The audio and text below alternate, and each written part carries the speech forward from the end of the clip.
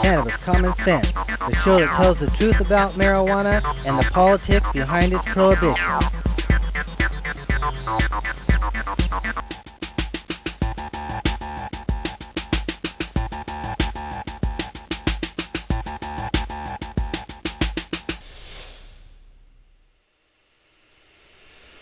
Prohibition cannot be enforced for the simple reason that the majority of American people do not want it enforced and are resisting its enforcement.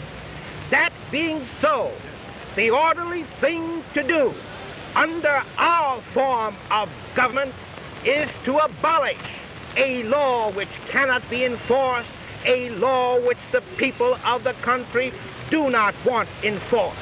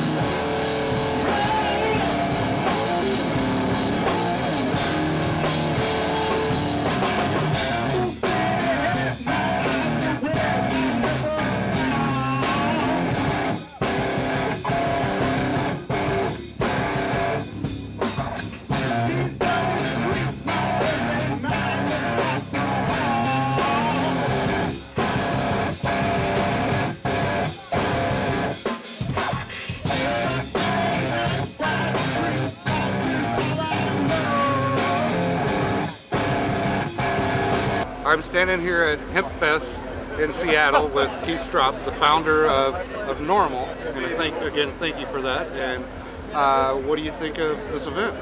It's my favorite event of the year. I travel around and do a number of these kinds of things, but there's nothing on the scale of the Seattle Hemp Fest other than the Seattle Hemp Fest. So for those who haven't seen it, it is incredibly empowering. And I think 12, 13 years now I've been coming in. I find it fascinating, and I think people in other parts of the country are beginning to pick up on that same phenomena. And the Boston Freedom Fest is coming up in the month, and that's a wonderful thing on the Boston Common with all the history associated with that. And then the Portland Hemp Sock, and that's about the middle of next month as well. I was there last year. So 12th and 13th of September. 12th and 13th of September. If you're in the region at all and you identify with marijuana smokers or have marijuana smoking, for Christ's sake, come to this thing. You will find lots of people that are like-minded individuals like you. And as I say, you'll feel empowered by it.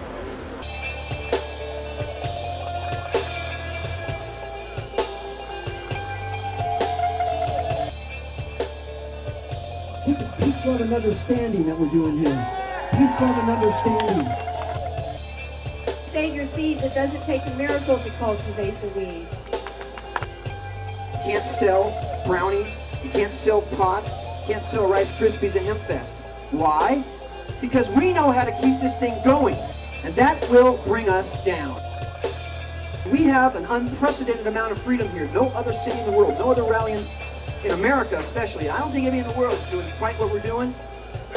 So please understand, we do not want to be the narcs, man.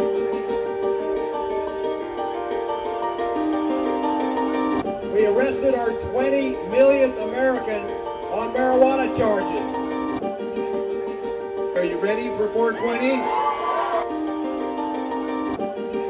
In the midsummer, the state of California determined that it would be missing $1.4 billion in taxes if we didn't legalize it in California. Probably 10 times that many nationally.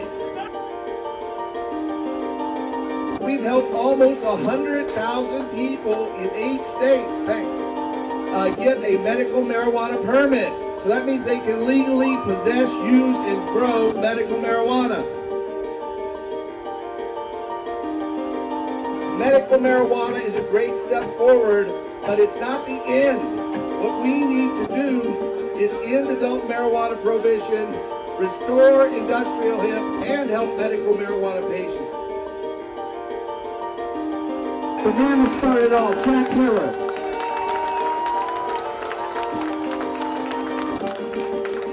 Hemp will be the future of all mankind, or there won't be a future.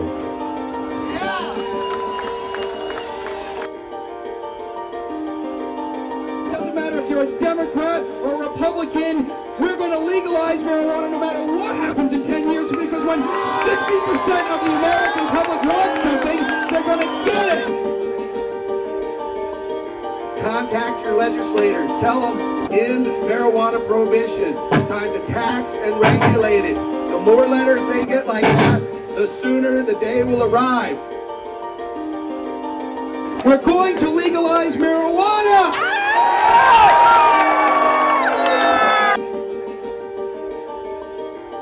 Peaceful. Look at this. It doesn't have any. What if this was a drink fest? Alcohol fest, meth fest, heroin fest, cocaine fest. There'd be dead people here. There'd be fights. There'd be stabbings. But it's pot fest. It's hemp fest. We are proud. We are loud. Give it H! E-M-P! What do we want? I freaking love Hempfest. Hempfest is the shit. Hempfest is badass. Go Hempfest!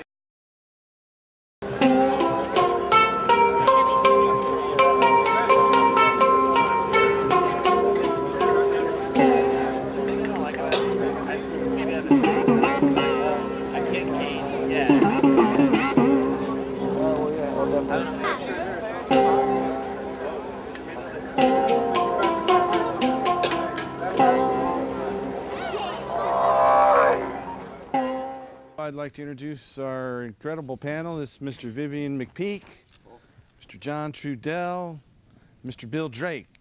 Vivian is the main spokesperson for the Seattle Hemp Fest. You just had 300,000 people? Are they saying that number up there? We had a lot of people. Had 300,000 people? Didn't have a clicker, but we something had like that. Record attendance, yeah. So over a 250,000. We had a lot of stoners. Yeah, it was pretty incredible. We'll have some film of that later. And Mr. John Trudell, you are a legend to me. I'm really proud to have you on the show. I know you were saying earlier that when you took over Alcatraz Island in, what was it, 69? Oh, yeah, 1969. 1969, that you made marijuana legal there. Yes, first place in America. And Alcatraz. that was the marijuana was legalized there. And the logical thing to do. You had the free university there. Cannabis sense for Native Americans as well. Pardon? You had a university there, a school or something going on. No, it was. We had a survival lesson. Right. All right. And we wanted a university. There were a lot of things we wanted, but in actuality, we had a survival lesson and a reality check about At the end, what we were dealing with. It was a reality yes. check when the FBI came in and. Well, reality check just that. The reality check that we had then is that really we're up against an industrial ruling class, and people's rights and things don't really matter, and it's not really about whether you're an Indian or not. I mean, that's in the long run, that's the reality check. Yeah. That's the reality we continue to live with, unfortunately. And Mr. Bill Drake, back in the 70s, you sold how many copies of a Cultivator's Handbook? Oh, I don't know how many I sold. But a lot. Millions. There were a lot of people who sold them for you. Sold it for me, that's right. Right. There was an organization called SDS that sold quite a few. Yeah, Students for Democratic Society. That's they right. were on the forefront of some of the changes way back when. Well, they decided that the book belonged to the people, you see. I see. Which I felt was correct. And it still does. That's right. Carries on. Well, you know, we often take phone calls and things. What we're about here is ending adult marijuana prohibition, restoring industrial hemp to its rightful place, helping medical marijuana patients, and restoring freedom in America. You know, that's what we're trying to do here. And that's a big big set of goals, but I think all of us on quite this an agenda. Yeah, it is. It is. And so, Viv, what do you want to say about Seattle and life? And Well, and I was dancing some leaves a little earlier today myself, man. all right. Feeling good. Good. Medicinal. You know, HempFest was great this year, and I want to thank everybody that came out and made it a success. And I want to thank, you know, THC Foundation for being a great sponsor this year. We're happy with as well as the last few years. And just really excited to be here at our sister event in our sister city. It's always an essential and sacred occasion when we get together and use our freedom of speech and our freedom to assemble, to speak out and about the additional freedom that we want. And it's great to come down to an event and not be an organizer. Really. Yeah, I can relate to that because I've been just spinning with the organizational stuff today. My ass. I can understand that. I can understand that. Now, John, you've organized a lot of different things over the years. You want to talk about any of those? What? What did I organize? Lots. I don't remember. Well, Alcatraz was a start, I know. Well, I was a part of, let's just say, I don't know what I organized, but I was a part of a lot of things that went on. Yeah. Right? And that's really kind of the reality of it. Mm-hmm. Just wandered around to different places where it was good to wander to. Mm-hmm. You know, so, and what's the question? I mean, what are you asking me? It was kind of an open-ended question. Yeah, I know. Really That's why I want to make it more specific. Yeah. You are now a recording artist, and you have a number of albums out there. I guess, was it Jackson Brown who first brought you into the studio? Or how did that come about? Well, it came about, you know, I spent a lot of time as a political activist. Right. And then for me, as an individual, I came to understand that that identity didn't work for me. Mm-hmm. Right, because it limited my perception of reality, because I was participating in reality from the perception of a political activist, and no matter how righteous my activism is, no matter how righteous my cause, I'm limiting my ability to see because I'm only seeing as a political activist. Mm-hmm. Mm-hmm. And that has its own limitations, because I think there are larger understandings that as human beings we need to be able to experience, maybe. All right. Yeah. So in that whole, as all that's going on through my head and consciousness, I started writing. Mm-hmm. And I started writing, and then yes, Jackson took me in. I was kind of like a fugitive, mm-hmm. and Jackson took me in and into the world of music. Mm-hmm. While I was writing, and then at some point I got the idea, well, I want to put my lines with music, but as spoken word. Mm-hmm. You know, mm-hmm. So then I wandered off into that to see where it would go, and here I am. I remember must have been more than 20 years ago I first came across a cassette of yours. It was This is in El Salvador. But This is in El Salvador. Yes. Right. It was really a powerful. Was that one of your first ones? It was the fourth album. Fourth album. We made Tribal Voice, which was the poetry with the tribal music. Uh-huh. And then 3 years passed, and then I met Jesse Ed Davis, and with Jesse Ed Davis I made Graffiti, a.k.a. Graffiti Man, which is now with the electric music. Right. And then we made Heart Jump Bouquet, and then we made But This Is in El Salvador. I think in 1987 we recorded that. Right. We like that tune, Grass Fire, man. Grass Fire, yeah. My DNA needs THC. My DNA awesome needs THC. Tune, well, it's reality. Yeah, this is and true. It does. Be real it's sometimes. amazing how the science is backing that up more and more every day. We often talk about it here, how, you know, just in, what was it, 93, they discovered that our bodies have this whole endogenous cannabinoid system where we have these artificial cannabinoids that kind of modulate the rest of the endocrine system, the body's hormones and everything. Well, you know, I think we do need THC. Yeah, no, in fact, we do. mother's milk has endogenous THC in it. No, that's why my DNA needs THC. There's a reason, right, that it gets said. But you know what I'm interested in, I mean, in a way, is like, because what you're saying about this, see, I think that, what is this, cannabis sense? Yeah, cannabis common sense. Well, see, what makes cannabis common sense to me is I think we really need to start putting some efforts into the legalization of industrial hemp. Mm-hmm, mm-hmm. If we put as much effort and energy into the legalization of industrial hemp as we put into hemp that we can smoke. If we put an equal amount of energy into that, because that serves, it meets a larger objective of alternative energy, because, I mean, you know, I won't make the speech, but we make the fuels and the food and all this stuff, all right, and it's you know, and I've had this lingering curiosity in the back of my consciousness, as active as the cannabis movement is in its various levels and perceptions, right, that I don't quite get why more energy isn't put into that. You know, because it would save the farmers and all. I mean, there's so much that could be, and everybody's talking, and people are starting to sit back now. The political system's starting to talk about, well, in order to meet our oil needs, we'll do offshore drilling. You know, and people are, and I don't see it coming. No, in order to meet some of these energy needs, industrial hemp. Yeah, we often talk about this study out of Notre Dame University in 1975. It's published in a magazine called The Midlands Naturalist, and it's feral hemp in southern Illinois. According to that study, an acre of hemp will make 4 tons of hemp seed, and 4 tons of hemp seed will make 300 gallons of biodiesel fuel or oil. So to me, those of us who come from the hemp community, see, this should be the alternative form of energy that we're putting up. If we put as much effort into getting medicine for the earth as we put into getting it for ourselves. See, we have the energy to do it, it's just the focus and the consciousness. Because what I see as the imbalance, we're talking about the benefits of hemp or marijuana medicinally, all right, for us. But it also serves the same medicinal benefit for the earth.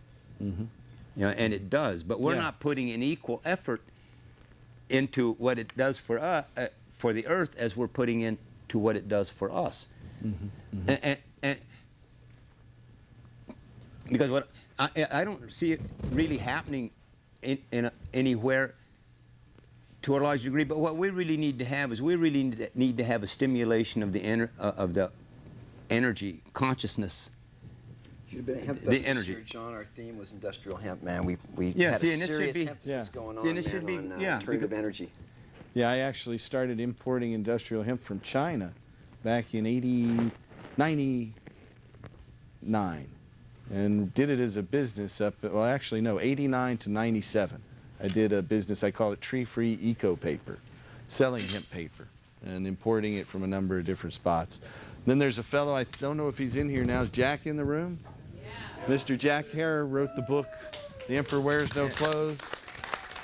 He's over here, which brought industrial hemp over, and Tim Pate's over here holding a piece of hemp fiberboard. We can build our building materials out of one of the very first hemp. Pieces of fiberboard ever made. This is a piece of medium density fiberboard, and I've shown this on the show one other time. They say it's stronger than steel. This met or surpassed every standard in the industry when we used it to test. We tested this actually on CNN on their Planet Earth program with a whole bunch of people. When they tested it, they broke the machine that tested it because it's stronger than the machine, right?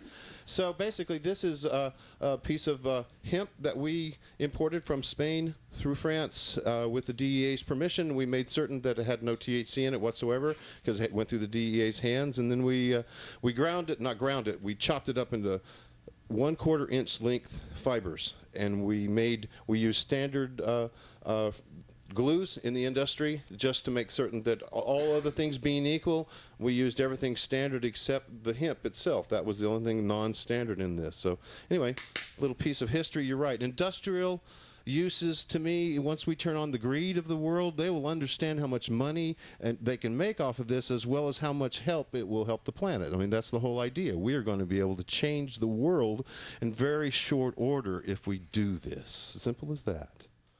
Hemp fiber is not only one of the absolute strongest natural fibers, plant fibers in the world, but it's also one of the most elegant. When it's woven into fabric, it has a feel and a strength and a texture that's really incomparable. And so not only are we talking in terms of biodiesel, but we're also talking in terms of an artist's resource. It makes, as you know, incredible paper. It makes incredible fabrics. And of course, for hundreds of years in Europe, hemp and flax were woven together to make clothing. I mean, that was the source of, along with animal fiber. See, and right now, with the environmental crisis being what it is, I think there's an opening somewhere to inject it in as an alternative, part of the alternative, because they're talking about alternative energy. Yeah, all I the think reptilians you're exactly right. and the sheep and everybody's I think talking that's about the it. key, really, right? is the alternative energy thing. I agree with you somewhere on in that. While that's all going on, this whole idea, and maybe it comes out of our consciousness about saying, no, consider this is about alternative energy. Because they are talking about drilling offshore now, you know, and everybody's starting to accept it. People that wouldn't accept it 15 years ago, it's you know, because what's happened is the industrial ruling class, they're cutting off access to the drug, oil. And people are going through the withdrawal, and they're making them pay the higher price. So now they're willing to sell their children, so to speak, or sell the family jewels, so to speak, you know, right, and to get the next fix, the offshore drilling. According to T. Boone Pickett's, the largest transfer of wealth in human history. But all this is going on now, but I think that, see, what makes sense makes sense. We're talking about cannabis. What makes sense makes sense, and I think that you see, I'm not the person that does, but that does it, but someone. You can lead the way, John. If it gets injected, if in our consciousness and we start thinking away that this should be put to that alternative energy debate thing that's going on, industrial hemp. They don't want that, but I think that's the key of it. And it's being said for the sake of it, because you know there are a lot of people, especially farmers. Because the song about the farmers, there's a lot of farmers. There's a lot of people that would be supportive of it, but it's got to be. If we could put the money for this petroleum money that's going overseas into our farmers' pockets, but putting in the energy. See, we need to put the energy into the idea. All right, put the energy in. All right, and then that'll help to feed other energy. Yeah, you know, we have a thing here in Oregon that Madeline Martinez of Oregon Normal and I just launched. It's called the Cannabis Tax Act Petition Campaign. What it would do is it would regulate the sale of marijuana and allow unregulated industrial hemp. And some of the proceeds from the sales of marijuana to adults, which would be taxed, would go to fund and promote industrial hemp. And we really want to see it as well. And one of our campaign ideas that we're working at is to go to all the granges throughout the state and get the farmers on board with this and tell them that they can make 300 gallons of oil an acre, and the byproduct of that is 3 tons of food. After you take your 4 tons of seed, you press it, you get 300 gallons of oil, you got 3 tons or 6,000 pounds per acre of protein, according to that study out of Notre Dame. There's a global food shortage going on also, and there's the environmental benefits of hemp as well, and all the economic revitalization that it could do for our country. Yeah. Hemp, it's earth medicine. Yeah. See, we've been put into the part of approaching the cannabis part as people medicine. And we're putting our emphasis there, and I have no quarrel with that. What I'm saying is if we would put as much emphasis on the earth medicine, all right, because take the mother entity and put as much energy, emphasis into that as we are into the people part, I think we could make things happen. Yeah. You know, it's hard when people are going to prison, though, you know, and people are dying. I agree with you 100%, but well, they're both important. And it's hard to say which one's dying at every aspect of this industrial. Yeah, even worse. Escape New York City world we're in. You know, so these things are going on as it is. See, to me, everything's about energy. And see what's going on is they're putting more energy against us than we're putting against them. Yeah. And that's exactly what's going on. They're putting their energy is more coherent. What they're going to do against us, they're very coherent about what they're doing, all right, in order to keep the downtrodden downtrodden. Yeah. But it's about energy, laws and voting and all that stuff. These are mechanisms, but in the end, it's about energy. So the only defense we're ever going to really have in the long run is what kind of energy do we create with the creative power of our intelligence? What kind of coherent energy do we protect ourselves with? You know, because, and anyway, so to me, you know, anyway, I think that it's in our best interest if we really put thought into the what we call industrial hemp as a part of the alternative energy, right? Consciousness that's going on right now, right? And then it helps the medical marijuana use for the humans, and it also helps for that. Yeah. They can heal the planet.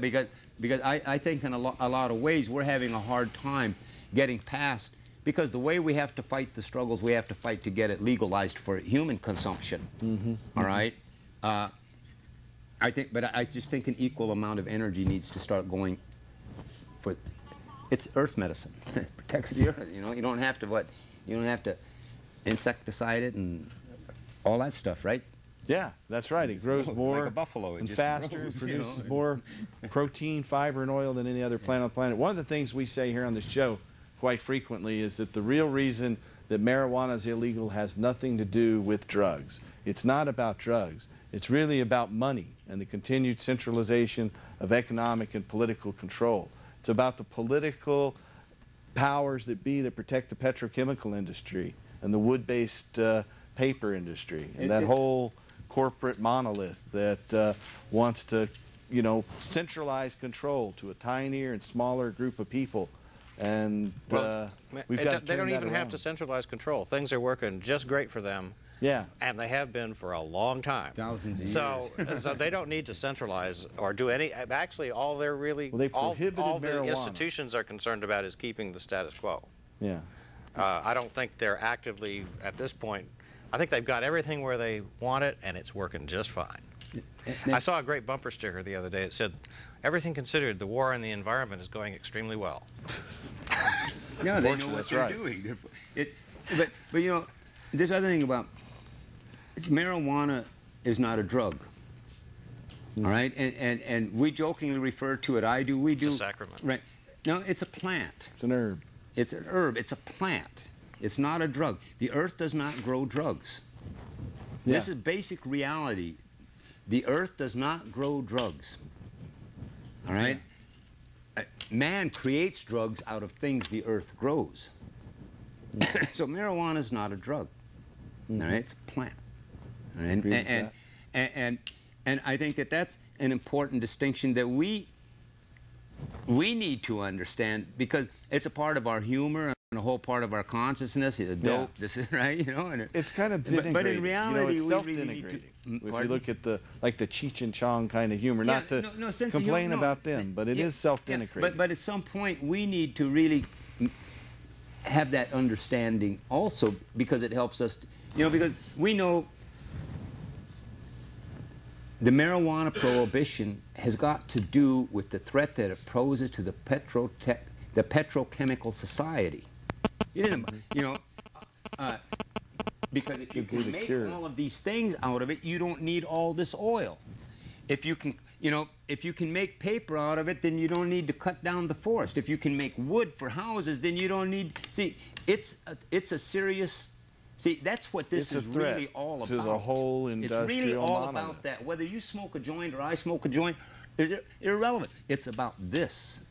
All right? And whether we get to smoke a joint or not becomes a way of keeping this down. A way of fighting this thing. Right. You know? It's an artificial construct. And I'm just saying, somewhere along the line, as we evolve this thing, if we throw in our energy of consciousness and alliance with what I call industrial hemp, looking out for the earth in a larger context, it will be beneficial all around for all of us. And Mr. Keystrop, founder of Normal, I want to welcome you back to the show again. This is your second time World's on. oldest marijuana smoker. Yeah.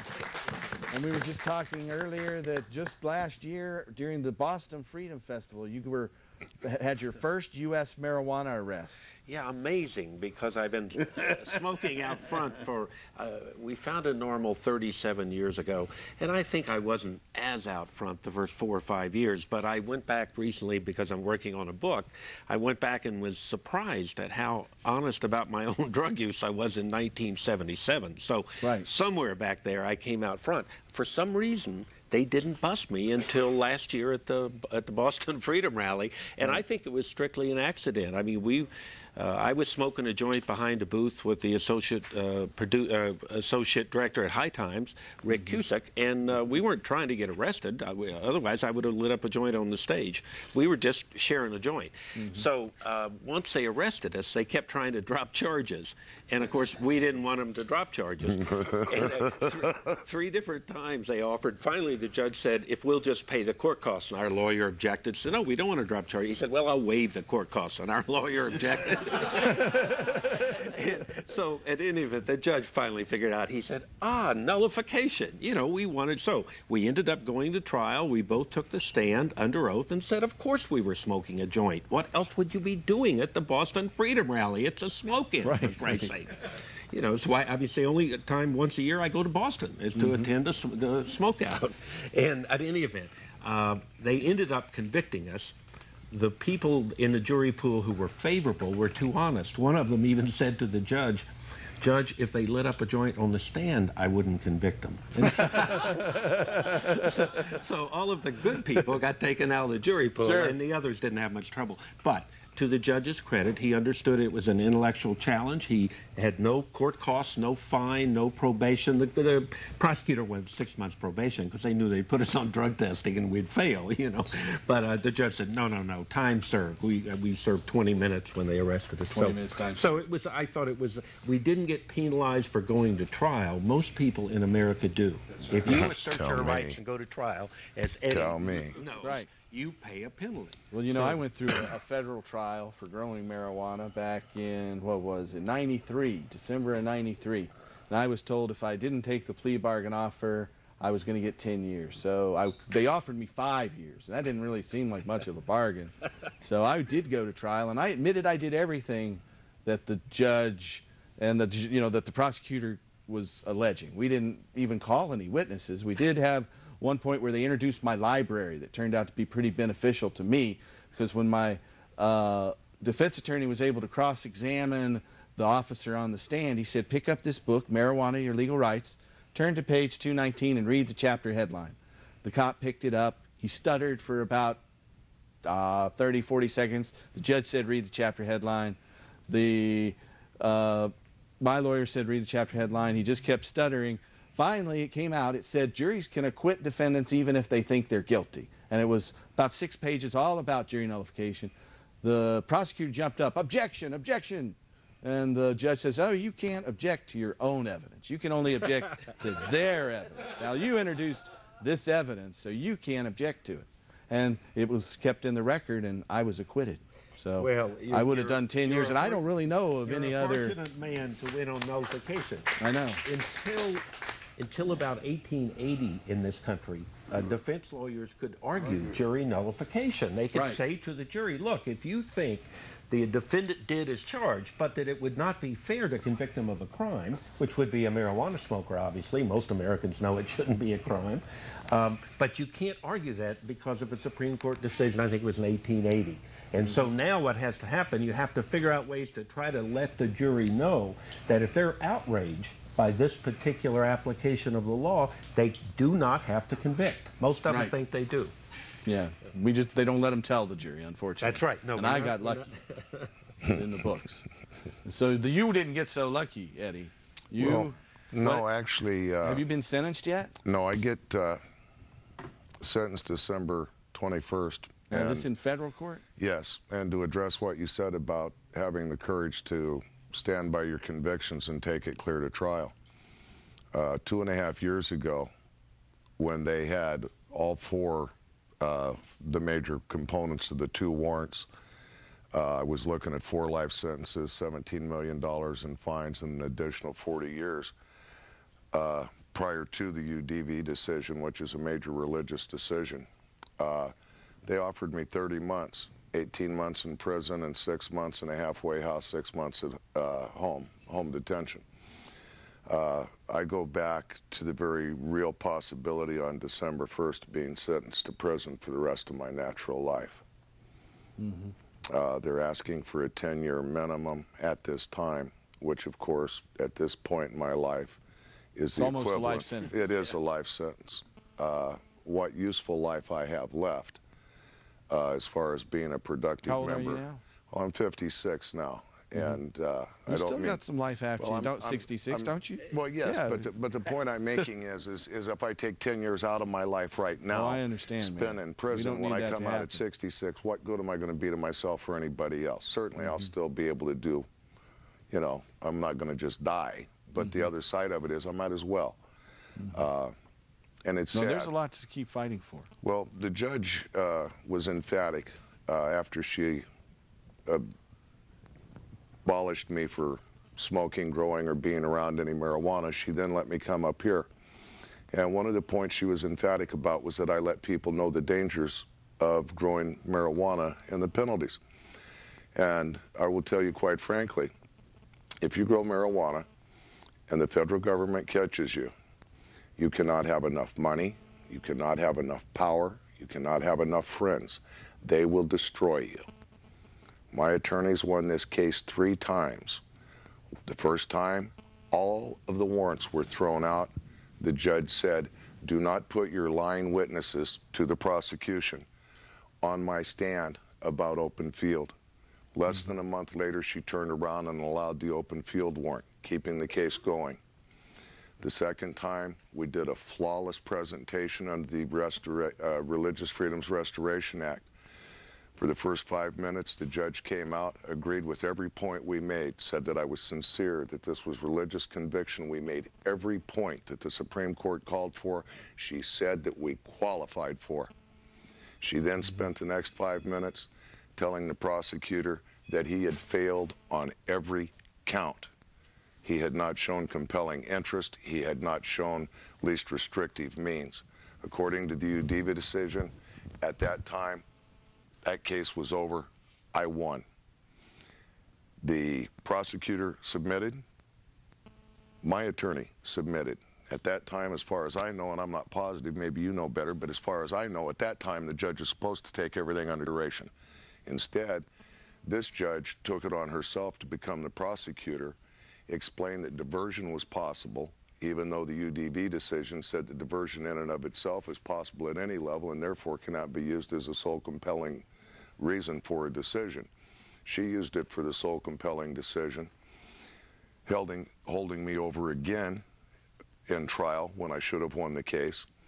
And when we actually went to trial, she tailored her jury instructions so specifically and defined the crime so specifically that a gentleman that spoke to the jury after the fact told me that one of the ladies that he spoke to told him with tears running down her face that they knew I had broken no law, either state or federal, but that because of the judge's specific jury instructions and the specific definitions that they were given, they had no choice but to find me guilty. And sadly, in my jury pool, as you alluded to, the guys that stood up and said, hey, my mother died of marijuana or died of cancer and used marijuana the last 2 years. It's the only thing that brought her relief. You're out of here. Let me ask you something, Keith. Is there any way to kind of exclude those kind of questions from the jury? Say, we're not going to ask them about their marijuana use, and you can't either. I think a lot of defense lawyers, in fact, don't. Well, first off, in states, the judge usually does it, not the defense lawyer. But in federal court, the defense lawyers get to do it. But what I hear is some of the more experienced ones will frequently waive their right to ask questions for the very point you raised. They sometimes think by the dress and the way a juror acts that they can kind of guess who's sympathetic, and if they ask the damn question and the juror answers it honestly, they're thrown out of the pool. So a lot of lawyers think they'd rather rely on their own instincts than ask the questions. They threw, that makes sense. I'm not sure how many people, but at least 6 to 8 people out of the jury pool when they came in with 80 people, nurses. Yeah, they threw them out? Threw them out. Doctors threw them out. Anybody that had any medical knowledge got thrown out immediately. Right. In my case, they were pre-screened before they ever came to the courtroom. Right.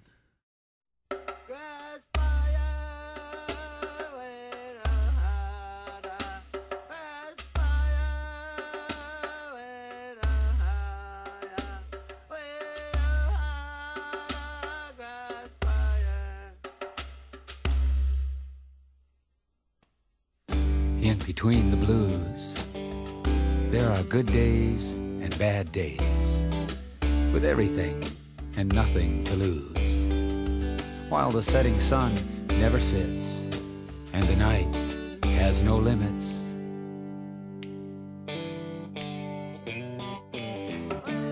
The void between freedom and free, dealing with the unnatural reality, a need to see, a need to be. Grass fire, my DNA needs THC. Grass fire in a world at yours. That's the way this fire burns, like a grass fire.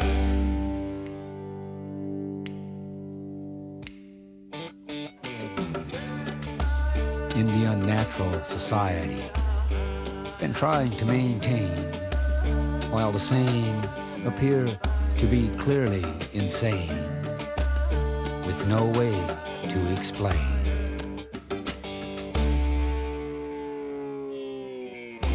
Outlasting the great lie, a sparking spark does my mind. Grass fire, pulling the sky, breathing in sativa's design.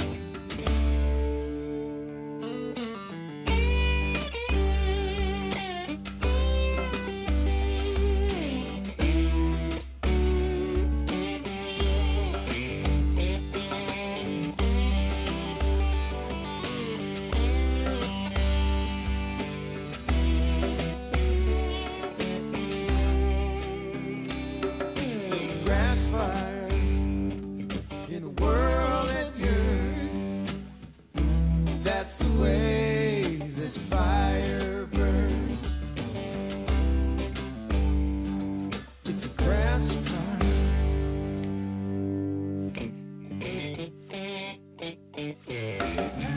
The void between freedom and free, dealing with the unnatural reality, a need to see, a need to be.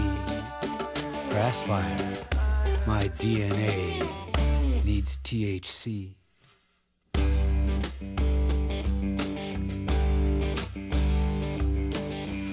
Dreaming of long times past, all that those times brought, looking to the heart of tomorrow. Grass fire, any world that yearns, that's the way this fire burns.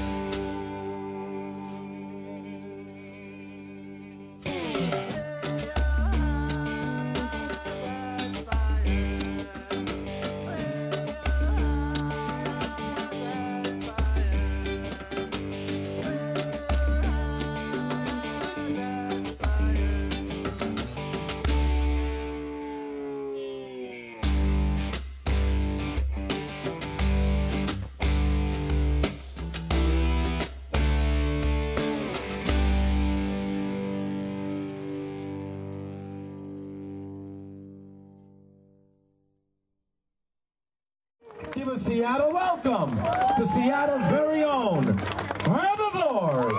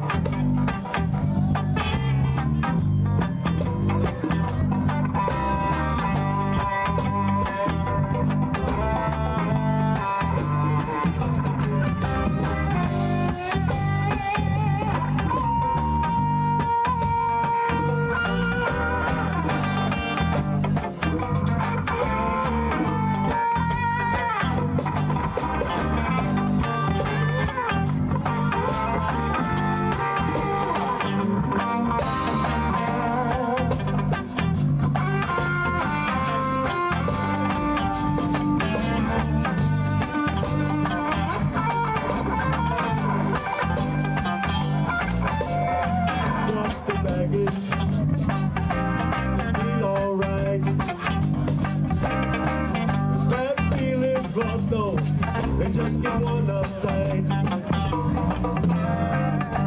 Moves like a game. I guess it's time to go. Got the garbage right now and let the good times flow. All you gotta do in life is feel alright. Say you're feeling alright, brothers and sisters, you definitely got it right. On all kinds of track, now you come of age. There comes a time, you know what you gotta do, drop all that baggage. Drop the baggage, feel alright. Bad feelings, Lord knows, they just get you uptight. Rules like a game, and yes, it's time to go. Drop all the garbage off right now and let the good times roll.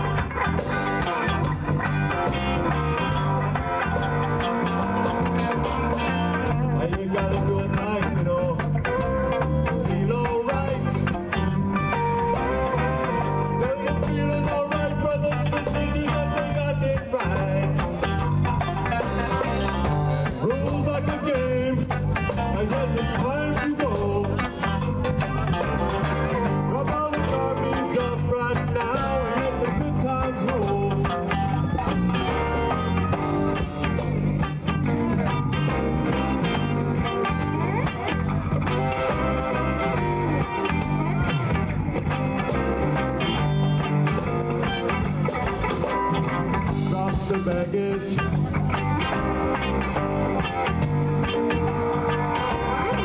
Drop the baggage.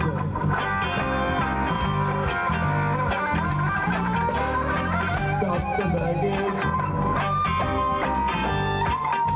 Right now, drop the baggage.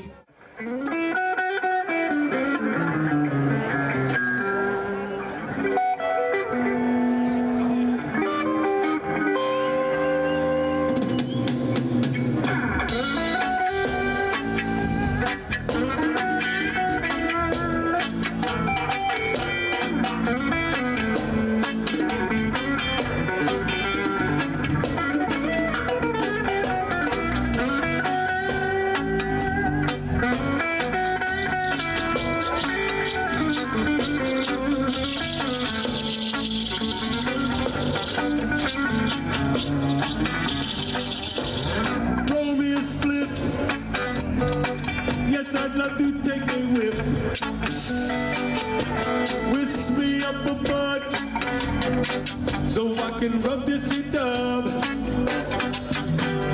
Crank me up a tube. I be rocking in the groove. Keep just rolling.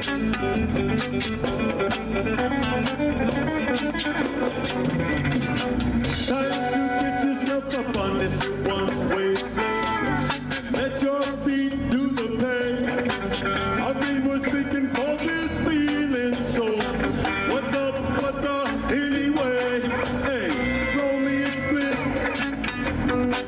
Yes, I'd love to have a whip.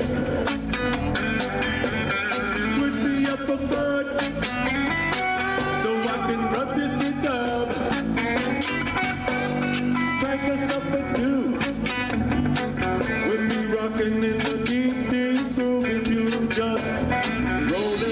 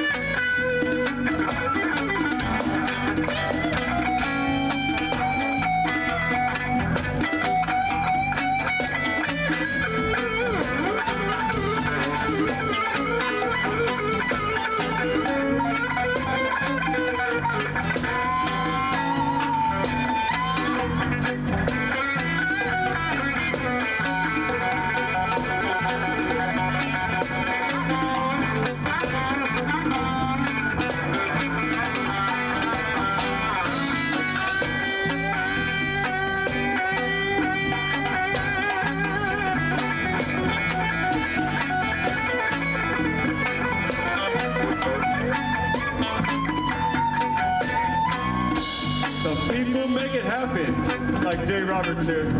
Some people watch it happen. Some people wondering what's happening. Where are you? Roll me a split. Yes, I wish I had a whip.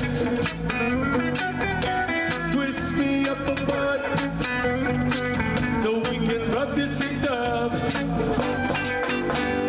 Crank us up and do. With me rocking in the deep groove, if you just roll it.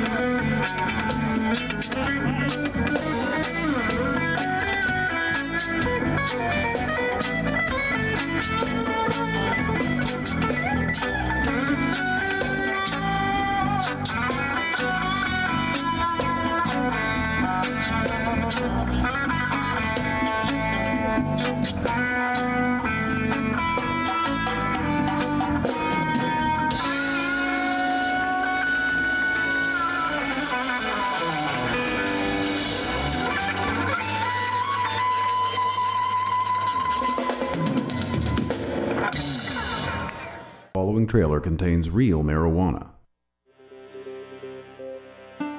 Legend has it that deep within the THC crystal of the marijuana plant, there lives a goddess. A goddess so incredible that meeting her will transform your life forever. Magnificent. glorious, beautiful, delicious. I want to meet her. You start with a strain like this, nurture her, worship her. When your mind is open, she will come.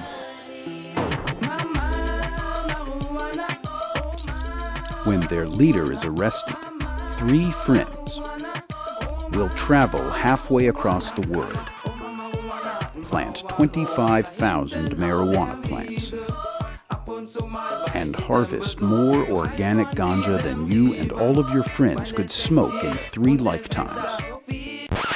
Whoa, that's a lot of pot.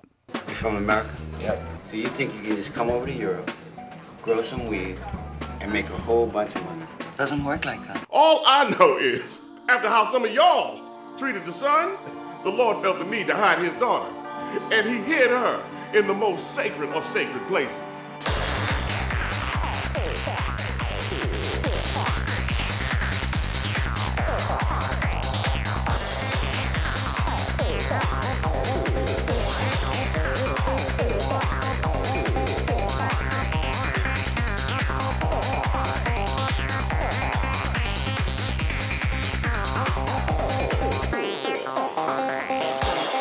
They have only one chance to get it right and to meet one goddess. Would you like to meet the Green Goddess? Reintroduce Don, or D. Vincent Black. He's going to play an electrical song. I want to thank you all for watching. Tune in next week and help us restore hemp. I wanted to thank Madeline Martinez for facilitating this meeting, and Paul Sanford. I've been watching the show for years, and it's been doing good work, and I love it. Thank you.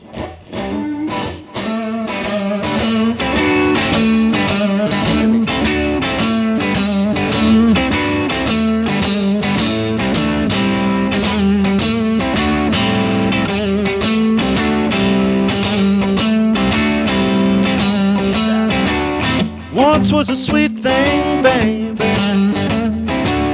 Held our love in our hands. Now I see you're not somewhere.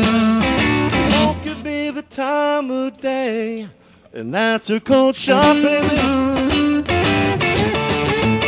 That's a thing. Hey, hey. A cold shot. Being out of love.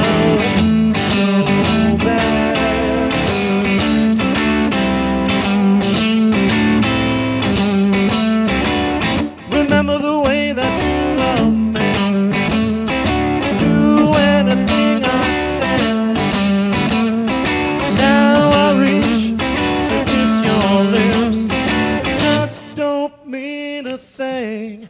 And that's a cold shot, darling.